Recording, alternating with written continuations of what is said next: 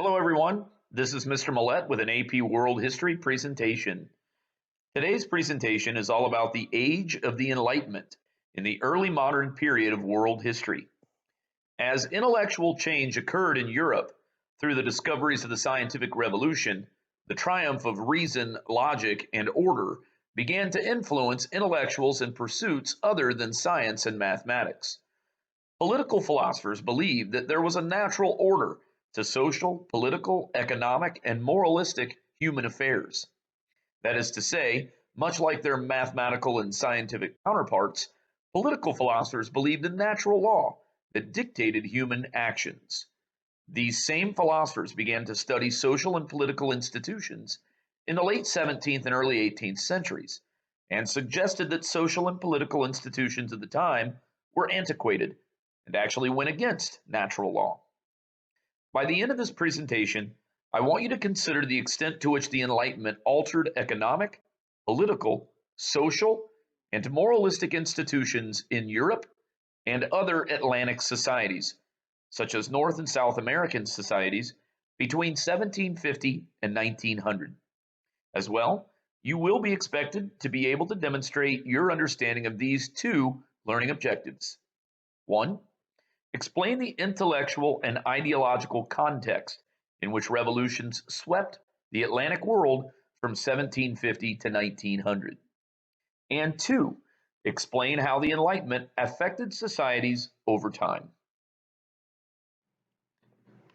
On a global scale, Europe was on the rise in the 18th century. Its colonies were coming of age in the Americas, and they were more productive than in the prior century. Europe's dominance in the Eastern Hemisphere was increasing as well. Increased competition against the Portuguese from the arrival of the Dutch, French, and English merchants in the Indian Ocean basin continued the pattern of a growing European presence within South and Southeast Asia. European exploitation of the transatlantic African slave trade would reach its pinnacle in the second half of the 18th century, as the volume of slaves reached new heights. European society was experiencing the beginnings of a second agricultural revolution, with an increase in agricultural production and the continued productive benefits of the Columbian Exchange. European production techniques, though pre-industrial, were progressing so much in the 18th century that Europe began to challenge the textile and silk production of places like India and China. The expeditions of European explorers such as James Cook and Louis-Antoine Bougainville increased European oceanic, geographic, and cultural knowledge of places and peoples in the southern hemisphere. Europe's 18th century of great transition experienced aesthetic visual enhancement through the continuation of extravagant Baroque architectural styles, Rococo elegance in the visual arts, and neoclassical geometric perfection in the visual arts.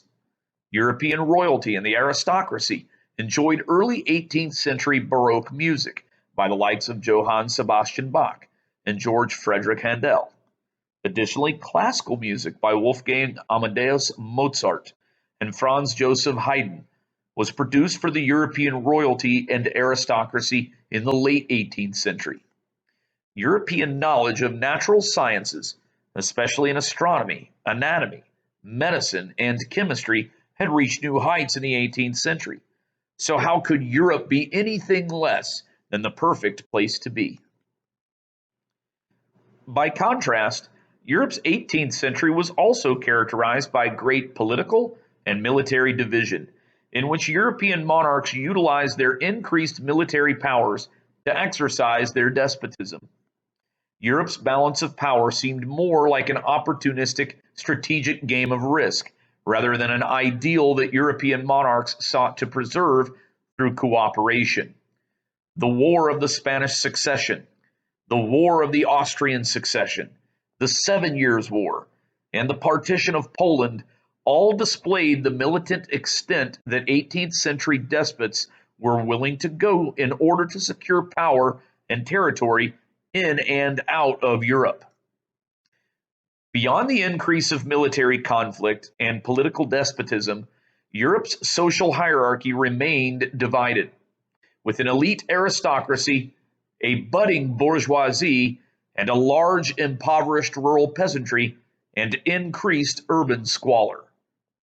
Europe's gross socioeconomic inequalities, coupled with its archaic traditions of political absolutism and religious intolerance, yielded the need for a new age, an age that questioned and critiqued Europe's century of contradiction, an age that criticized Europe's political and religious backwardness, an age that was skeptical of the traditional systems of authority and their moralistic and ethical decisions, an age that promoted reason over tradition, individuality over sheepish conformity, and expression over silenced obedience.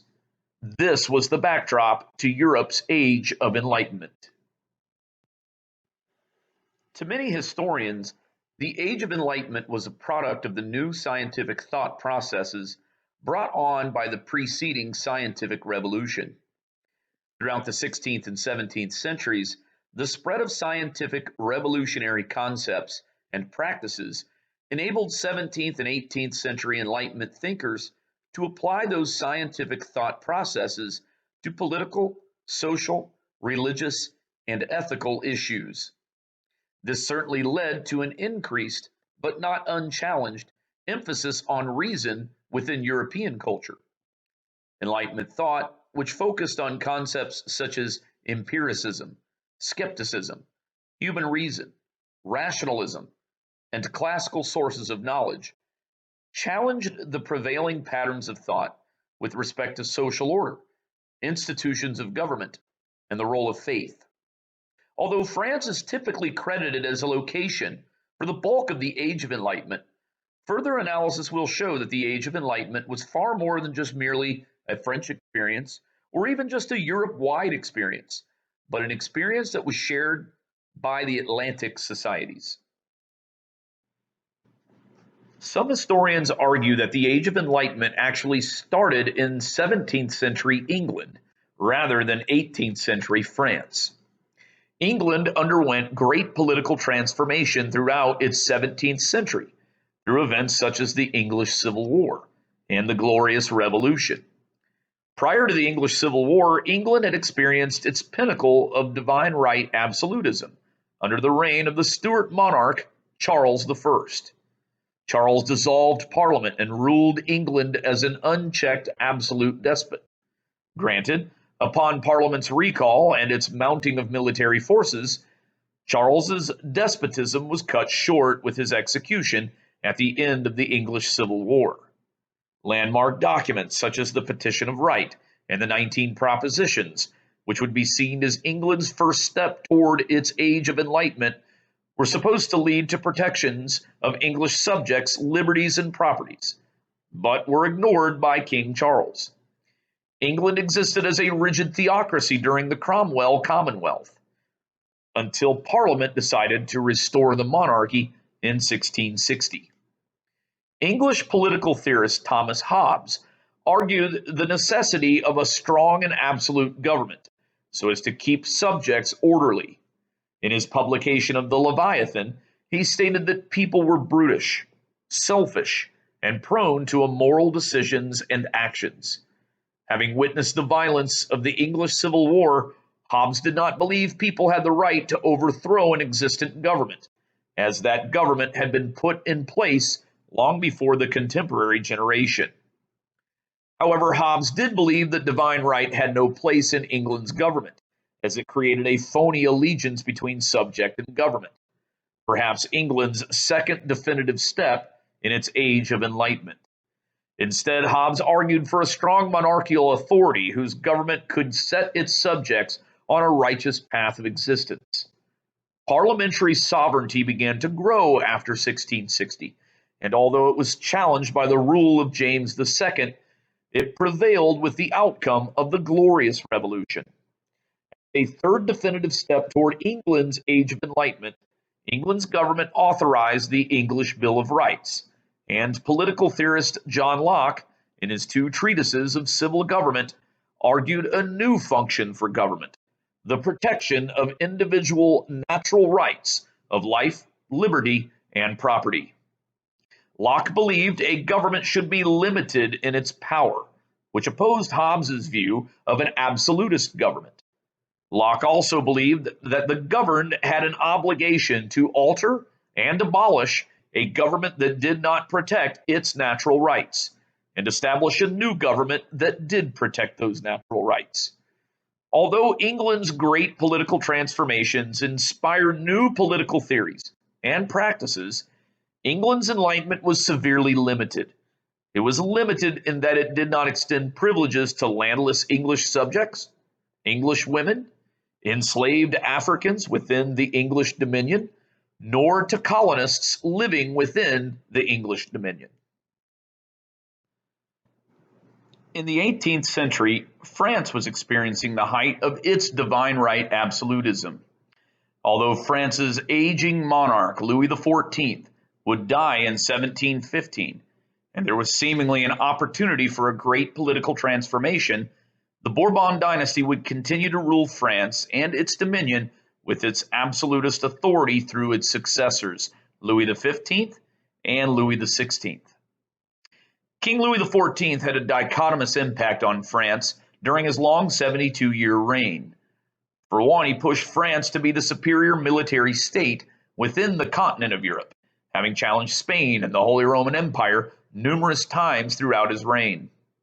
However, his military prowess and costly conflicts indebted France and placed a large tax burden on the French peasantry, which continued beyond his time in power.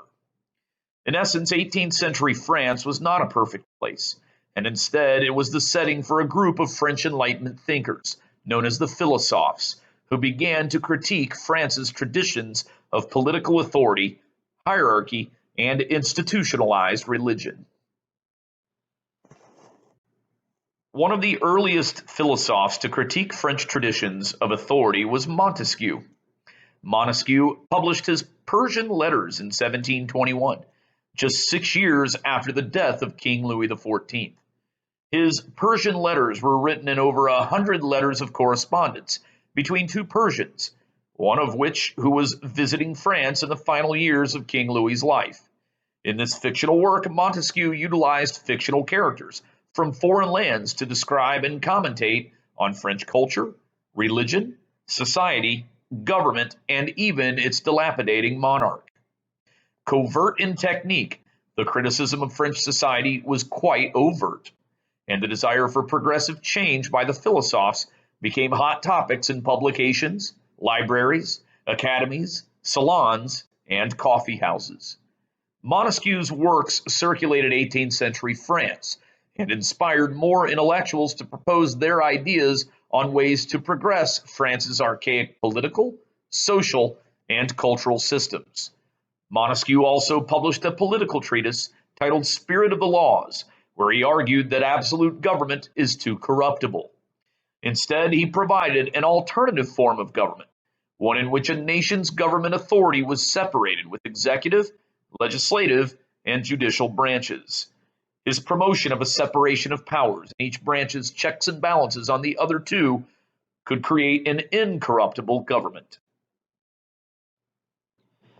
In addition to Montesquieu, other Philosophes, including Voltaire and Denis Diderot, began to apply the principles of the scientific revolution to society and human institutions.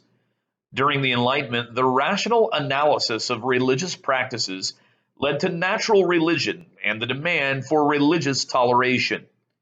Voltaire and Diderot developed new philosophies of deism, skepticism, and atheism, which greatly challenged French culture and long-established French religious traditions, including Roman Catholicism.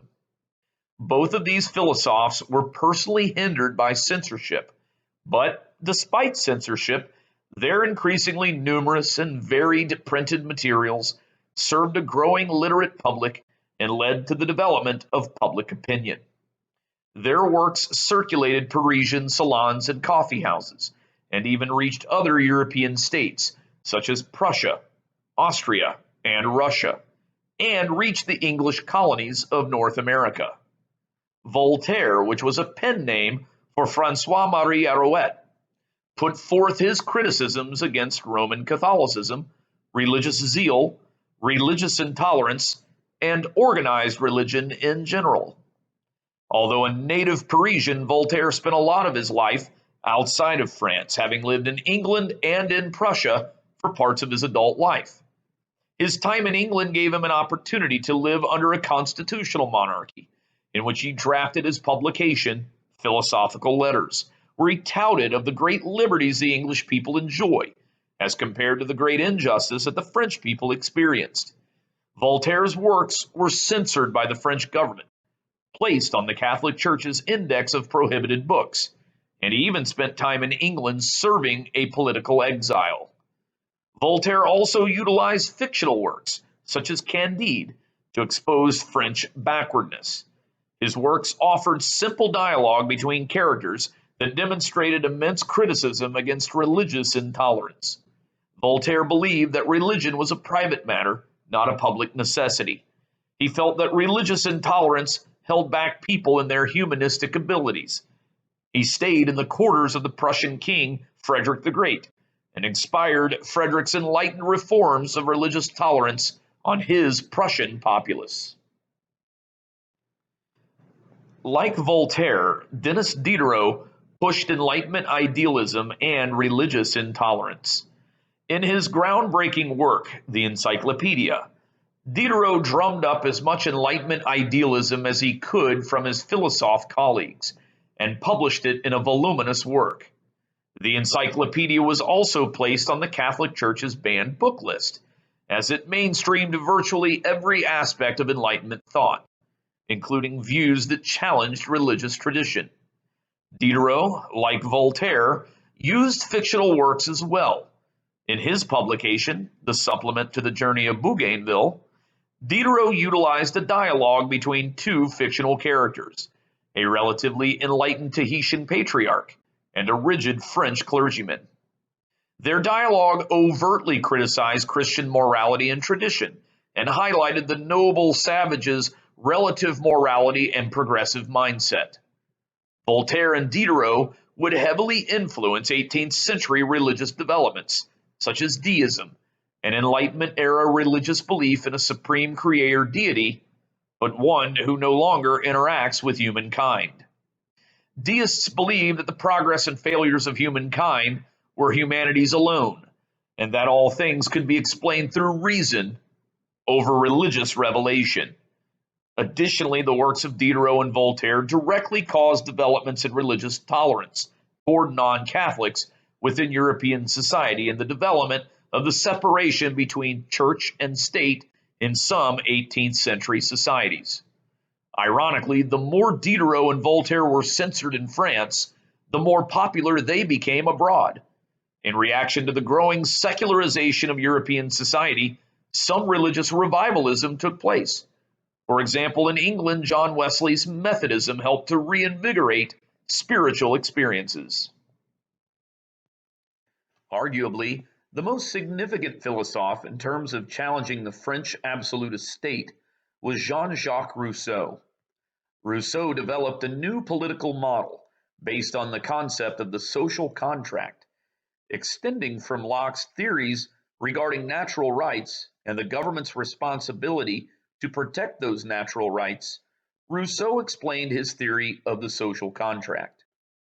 In essence, men were not subjects to a government, but rather they were citizens of a government. Rousseau had an affinity for Athenian democracy and Roman republicanism, and believed that each man was an active political agent who gave up a degree of personal freedom to progress the general will of the collective society. Like Locke, Rousseau believed that government was to uphold individual rights, but like Hobbes, he believed that man, before a social contract, was a brutish being. Rousseau argued that by becoming an active participant in a social contract, individuals experienced a higher existence in terms of knowledge, sensitivity, empathy, and duty. Rousseau's social contract would have immense impact on the new governments that would form during the Age of Revolution in the late 18th and early 19th centuries. As enlightened as Rousseau may have been, he did have his limitations. Despite the principles of equality espoused by the Enlightenment and later the French Revolution, intellectuals such as Rousseau offered controversial arguments for the exclusion of women from political life. In his work, Amelie, Rousseau definitively spelled out the gender roles of men and women and relegated women to a life of marriage, maternity, child rearing, and nurturing. In his works, there was no room for women in formal education and politics, and his bold claims led him to be one of the most criticized philosophers of the 18th century.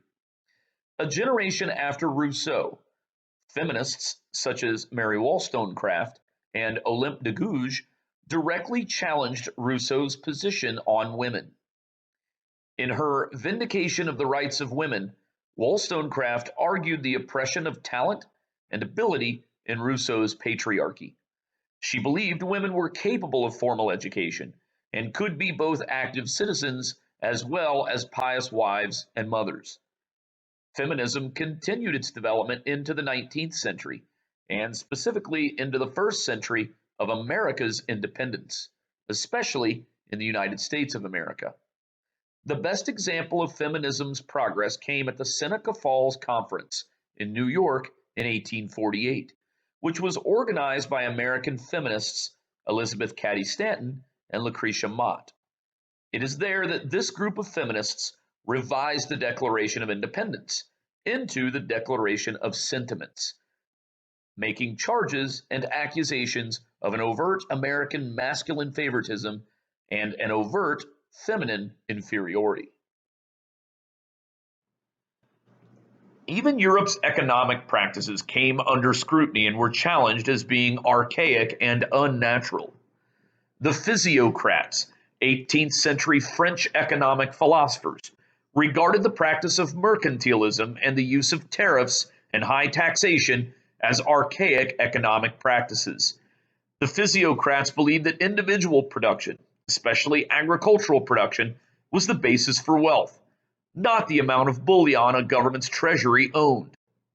They believed that mercantilist policies of taxation and tariffs, in order to keep a nation's favorable balance of trade, infringed on individuals' potential for wealth. The physiocrats believed in free trade and less governmental economic intervention. Adam Smith, a Scottish economist, carried out the ideas of the physiocrats and expressed in his work, The Wealth of Nations, that the natural forces of supply and demand should dictate the price and production of goods. Smith promoted laissez-faire economics, the landmark aspect of classical economics, in which a government keeps its hands off the nation's economy and its natural economic forces. The ideas of the physiocrats and Adam Smith were a far cry from the mercantilism of the day and prior days. Their ideas, when put into action, would lead to further developments in industrialization and the expansion of Europe's bourgeoisie, or middle class. Although France may have been home to the Enlightenment, we must recall and understand that French traditions of authority attempted to silence the works of the philosophers and stymie their cause for political, social, and religious change.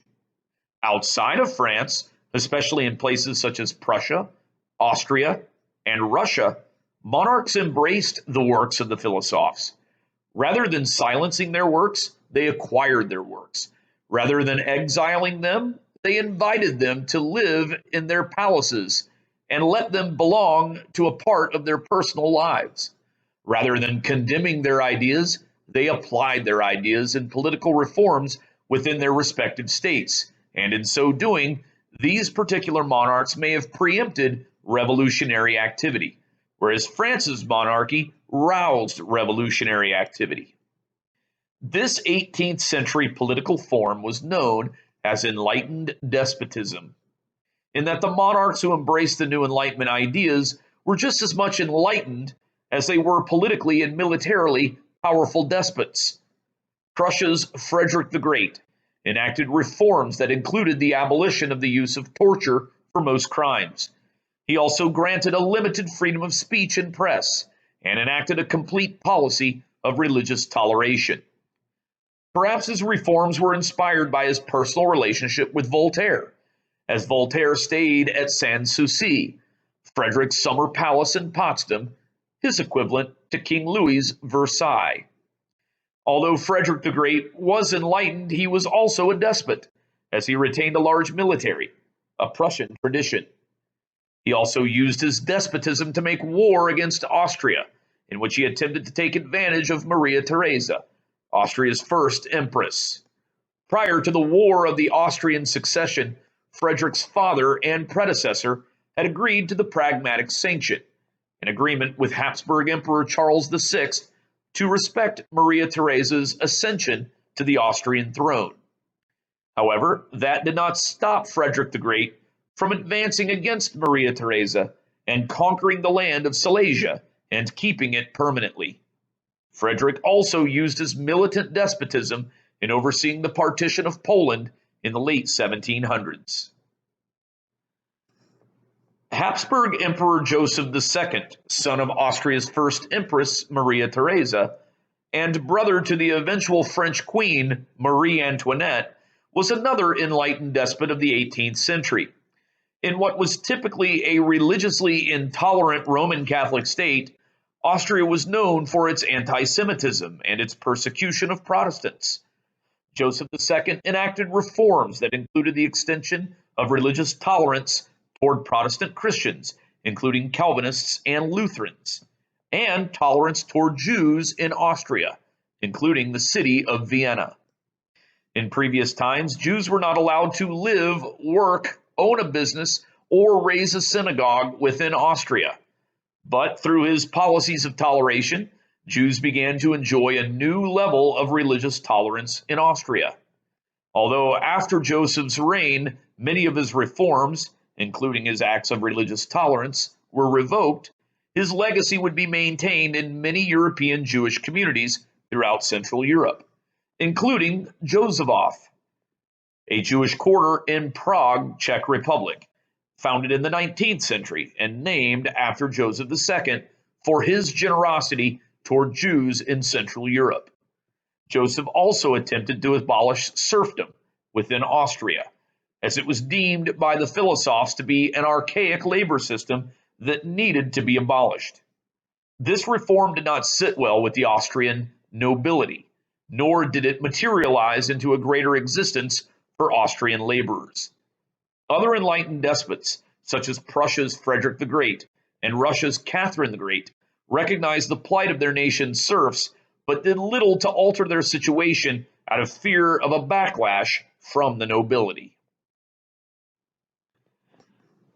Catherine the Great, an enlightened despot from 18th century Russia, amassed a large personal library of Enlightenment works. She continued the process of westernization began under Peter the Great, but emphasized more of the Enlightenment in her reforms and aspirations for Russia. Like Frederick, who had given quarters to Voltaire, Catherine employed Denis Diderot as her personal librarian in her small hermitage near the Winter Palace in St. Petersburg, Russia.